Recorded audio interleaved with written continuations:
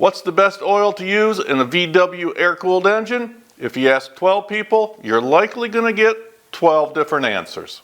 In this video, I talk about oil with VW expert and famous engine builder, Adam Kottke. The engine you see us working on is the dyno mule from our Building VW Power series. I'll put a link to that series at the end of this video and down in the description. We drained the oil in the first episode. Yes. And it was water, gas, and a little bit of oil. Some oil, not much. Not much. And, I never did check it today. Last episode I checked it, and it was way high, and it's not too bad. We're like right there. Dude, you think we fixed it? Let's... You want me to hold the pan up for you? Let's see what we got. Yeah, let's just let it splash everywhere. Okay, that's cool. Got a rubber floor. Exactly. Cleaning lady will get it. Exactly. Well, this is draining pretty decent, better than before. A lot better than before. So this is actually oil coming out this time. Right. It's pretty dark for being... Yeah, I was noticing that. For being really fresh oil, it's definitely dark. But it doesn't smell like gas as much as it did the first time. No. Good. And now we're going to do a real oil change, correct? Yeah, look at the screen. We're going to look at the screen and see what we've got going on. Yeah. For real. Yeah, because there's no filters on these stock engines. That screen there, that's just to keep the big parts. The big parts from going through. Oh, it's coming off. It's going to come off. Whoo. She's a little thick in there, Mark. That's some grime. Oh. Wow.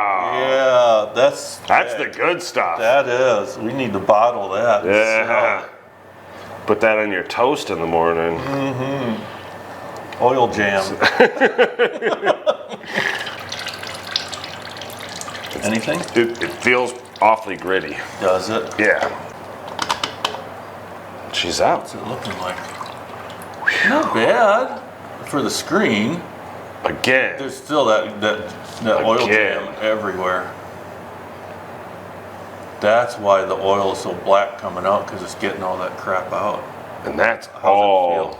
Oh, it's stuff. It's just stuff. Stuff.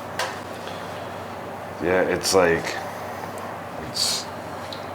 yeah, there's lots of gritties. There's a lot of stuff. Yes.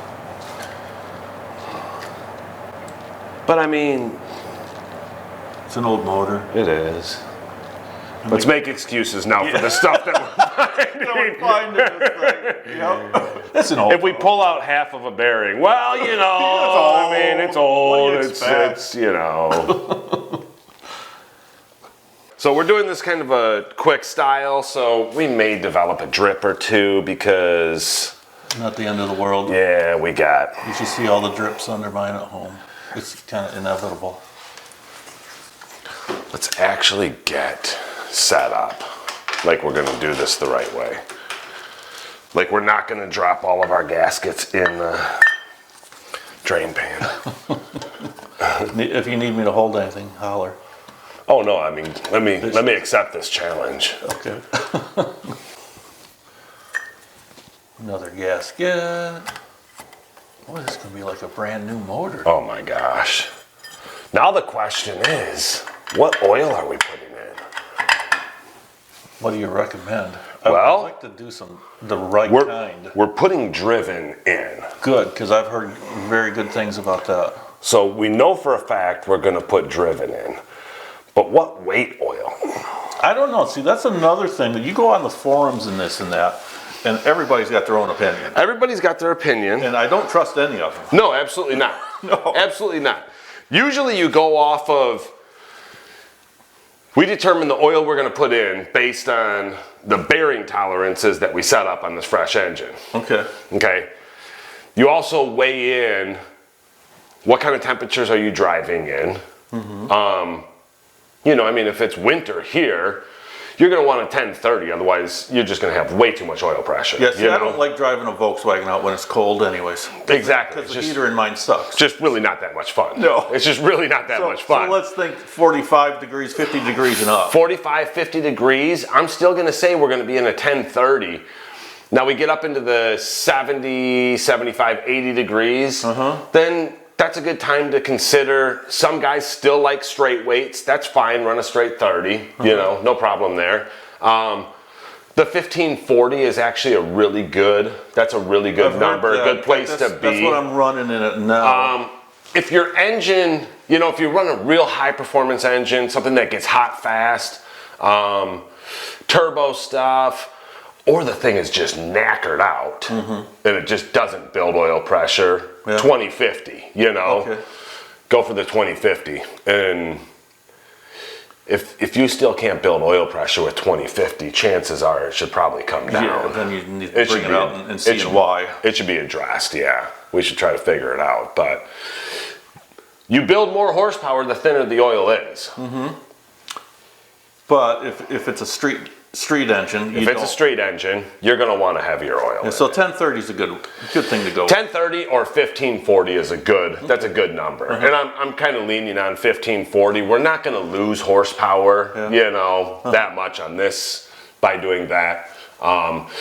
Later on, we could do a test. Maybe, you know, maybe we could do a test and we could drain it out, put 020 or 520 in, and then just go to an extreme and put a 2050 in, and we could do some pulls back to back on a good warm engine. Yeah, and see. But I think today there's on this one, future episode. Exactly. Keep coming up with more and more work for us. It doesn't stop. It doesn't stop. Get a dyno. You'll never work in your shop again. You get to play all day. What's your thoughts on synthetics? I do not run any synthetics in an air-cooled. That's what I heard also. I'll take that back. The only time that we run a synthetic-based oil is when we're running an extremely low-weight oil. So, when we did the empty engine battle, we had 020. We had driven XP1 zero weight oil in that. Okay. Because it's going to make a ton of horsepower. But unfortunately, you can't make a conventional zero weight oil that is stable enough to hold that thin of an oil. I got you. So you have to get into a synthetic oil at that point. And so that was the exception that we made. And in a high performance race application like that, you know, you're not concerned so much about the longevity. Yeah, and exactly. And if it leaks a little bit and it seeps a little bit here and there, it's not the end of the world, you know? Yeah. Now on a regular street driven engine, if you put synthetic in it, it's probably gonna leak. Yeah. You know, it's gonna wanna leak from the case split. Eventually. It's just so thin. The molecules are so small that it'll find an opening. It'll find a place to leak. So, yeah, synthetic. Really, all synthetic oil is they take all of the molecules and they split them to. What just dropped? One of the acorns. Oh. It's in the pan of oil. I saw it drop. Who wants to go fishing? I'll go fishing. You sure? Yeah. It's my favorite place to hang out. Well, you found it right away. Oh, yeah, I knew it. You got to follow the bubbles. It's just like fishing.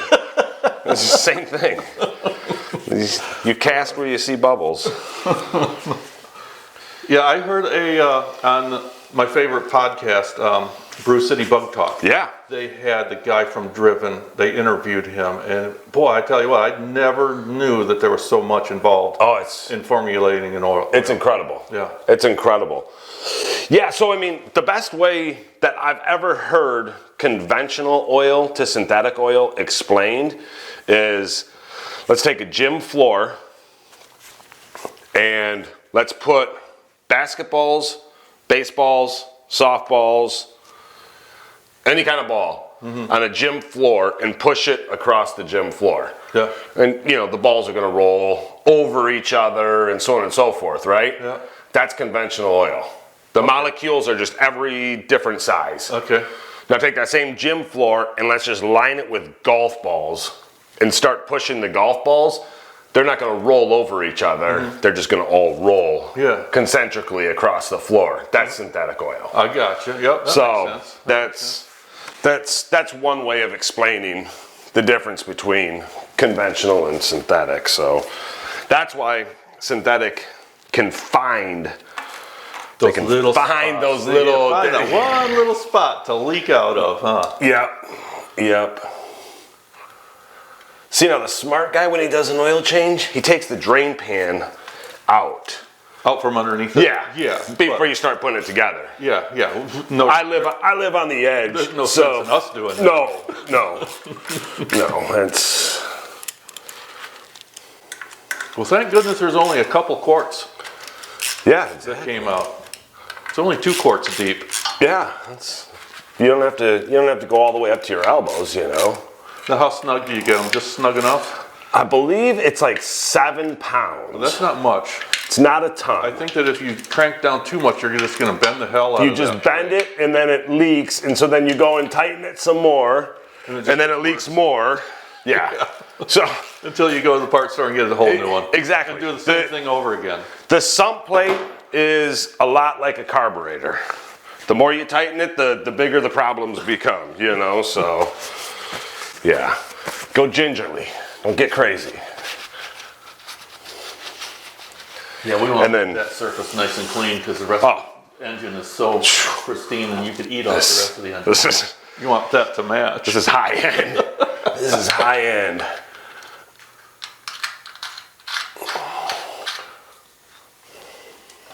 So after much deliberation, we decided to go with the 1540. We're not going with the O weight. We're not trying to make that much power yet. No.